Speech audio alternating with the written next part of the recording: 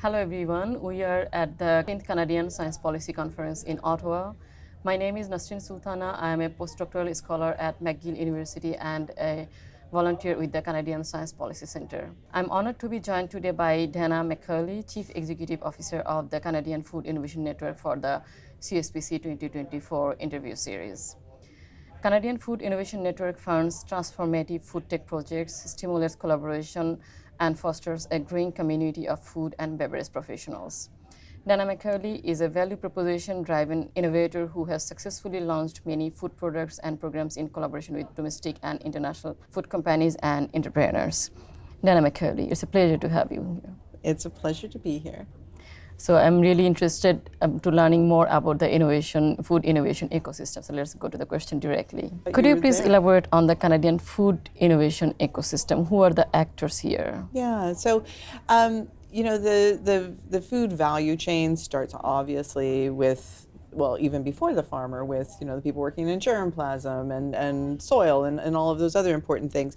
But the food ecosystem, although very, very dependent on what happens in agriculture, is quite different. It moves at a different pace. It has a lot of different objectives. It's generally very consumer focused, which is quite different from the front end of the agri-value chain. So in that food innovation ecosystem, you have people who are working in food processing and manufacturing, people who are working in ingredients, people who are working in grocery retail, food service, and all the partners that it takes to run those businesses. And they often are, even in food manufacturing, you'll say, oh, well, I make soup and I make bread. Well, really, really different businesses.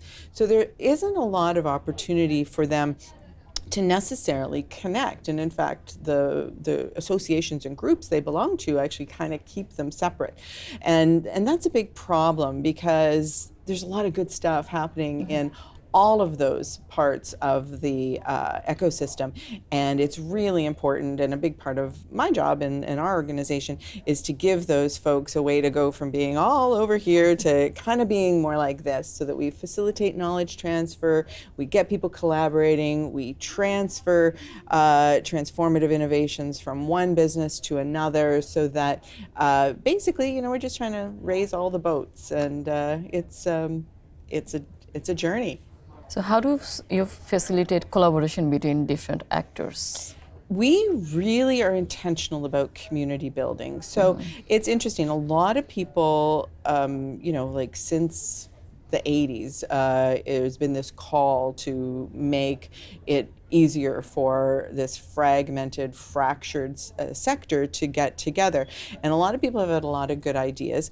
What it really took for Canadian Food Innovation Network to be successful doing it, and we're only just coming up to being 4 years old, so it's an early success, but I think we can extrapolate that we're going to continue to be successful. But what it took was being not just well networked and knowledgeable about the industry, and not just buying a technology and hiring people who are good networks and giving people a way to talk together online, but really seeding that community with topics of interest. So we spend a lot of time and put a lot of work into developing really good content that starts conversations, that level sets the industry. And then once we start to kind of see where things are percolating, we are really, really intentional about making sure we say, oh, you know about this, you're sort of chocolate. Guess what? We know peanut butter, and you need to meet peanut butter. And that sounds so easy, but it's really a lot of work. Yeah.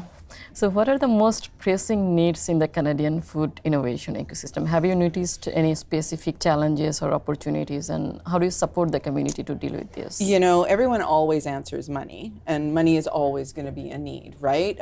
So we'll move that aside.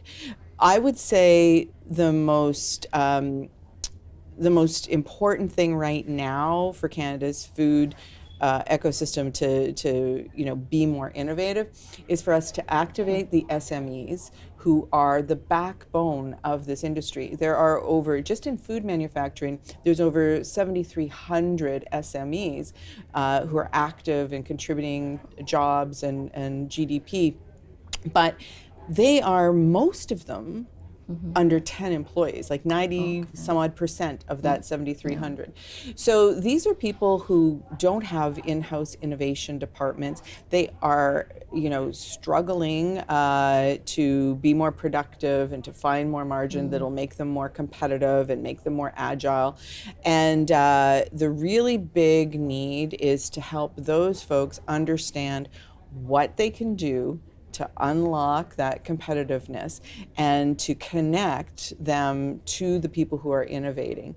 The other, related to that is that the folks who are innovating, and they're super smart, great food tech companies and IP-driven innovators, entrepreneurs in Canada, but they often don't really know exactly what the adopters need. They know what their problems are, but they haven't had an opportunity to connect enough with them to refine their value propositions. So, those are two really really big opportunities for mobilizing a lot of innovation into a lot of companies. And it's much easier to take an existing company and add 5 jobs than to have a startup and add 5 jobs. So I do think this is, it's a challenge, but also a way to really move the needle if we can activate that group. Because the big companies, they have in-house teams who are actively scouting for innovation and partners, and we help them in any way that we can. We do a lot of scouting work, but it's the SMEs who really they just could be propelled into growth mode so effectively if they were to adopt more technology. Okay. So could you please tell us a little bit more about the different programs at the Canadian Food Innovation Network? Sure. Yeah, thanks for asking. So a lot of people become aware of CFIN because we give out money, and that's super exciting. I mean, I would say that we are a network, and we're building this connectivity first, and that we just also happen to have money. But the money is very helpful, and it gives us a way to de-risk projects. So you asked me before we went on camera how I define innovation. And for the purposes of giving out funding, CFIN is, we don't fund companies, we fund projects. And those projects almost always have at least 2 partners, that adopter and that innovator. And they're designed to move technologies from, say, TRL3, so hey, I've got a prototype, up to being commercialized, up to, say, TRL7. Sometimes we move a little outside of those TRL levels. But we've got 3 ways that we do that right now.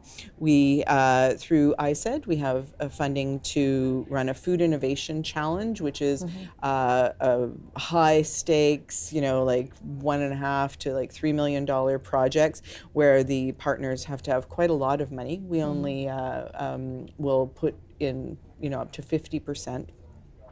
And those are really big transformative projects. Then we have innovation boosters, though, and these are small projects, and they sometimes can take less than 4 or 5 months to complete. And that's where somebody's stuck at one TRL level, and they're like, oh, if I just could get this tested, or if I could, have somebody, try to break this technology and show me what the weaknesses are, I could move it forward. And then we have a super exciting program called Food Tech Next, which we actually just got some funding from FedDev Ontario, and we're going to be doing just some Ontario-focused Food Tech Next. And that's where we identify those innovators who have really super cool ideas, but maybe don't have the connections, don't have the money to truth test what they've created, and we match them up with people, and we make sure that they can learn about what their technology can and can't do, and that's probably my pet program, because it really is it's super exciting. Okay. Could you please give us an example of specific food innovation challenge? Sure. So we've done several food innovation challenges. We did one around cellular agriculture, one about packaging and plastics reduction, and another that was sort of an open call.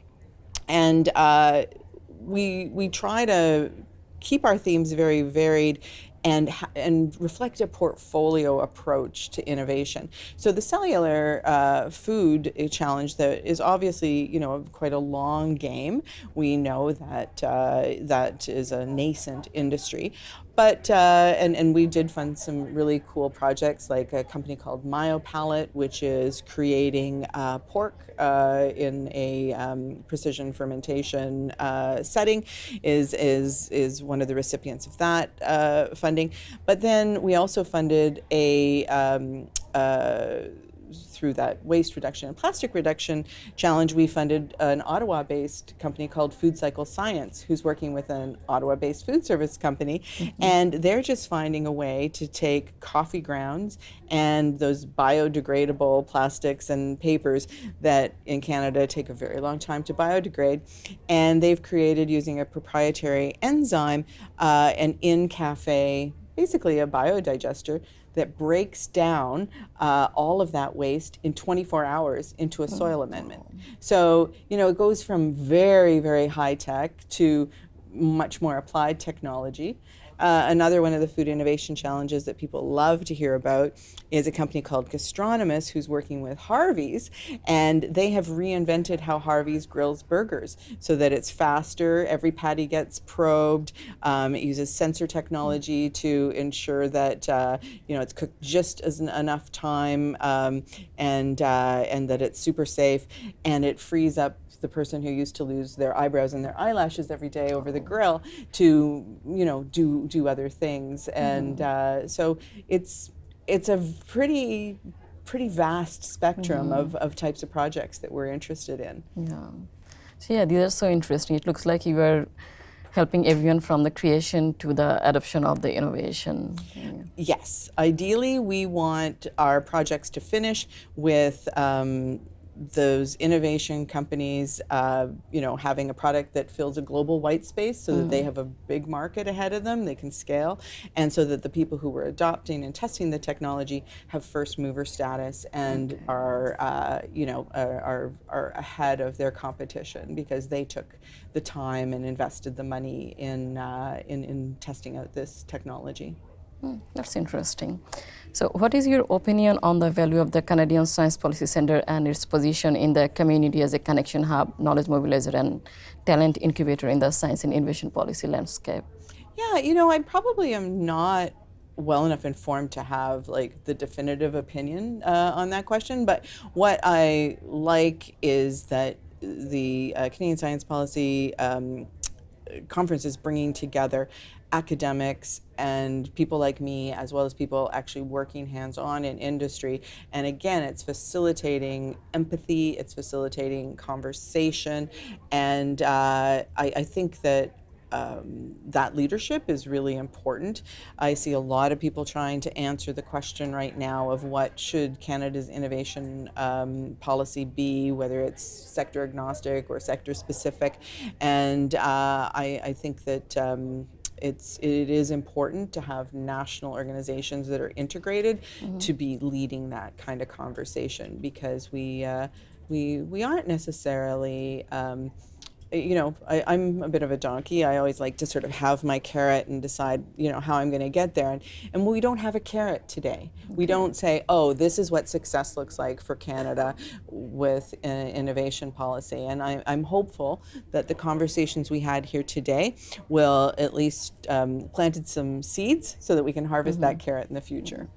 Okay. So thank you very much for sharing your insights today. Thanks for asking me such great questions. This is really such a nice opportunity.